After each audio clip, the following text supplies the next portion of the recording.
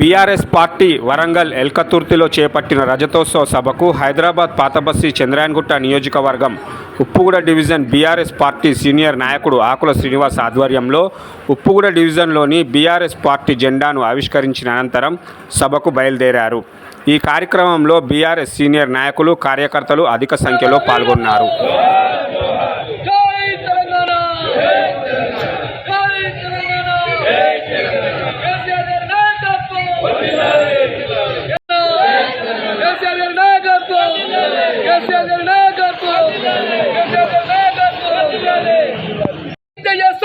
టెర్రరిస్టులు అంతమందించాలని BRS party కూడా మరి మా ముఖ్యమంత్రి మాజీ ముఖ్యమంత్రి గారు మా కేసీఆర్ గారు కూడా పిలుపునిస్తున్నారు. కాబట్టి రేపు రాబోయే కాలంలో మన తెలంగాణనే కాదు భారతదేశానికి కూడా ఒక దిక్సూచి విధంగా కేసీఆర్ గారి ప్రణాళికలు ఉంటాయి.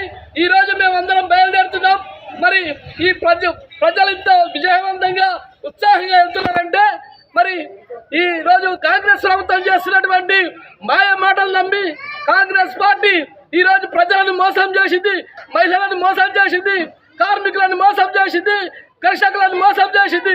మోసం చేసి గద్దెనటువంటి కాంగ్రెస్ పార్టీ దిగేంత వరకు నడుము బిగించి జబ్బకు సంచి చేతుల జెండా పెట్టుకొని మేము ఎల్కతుర్తికి బయలుదేరాం.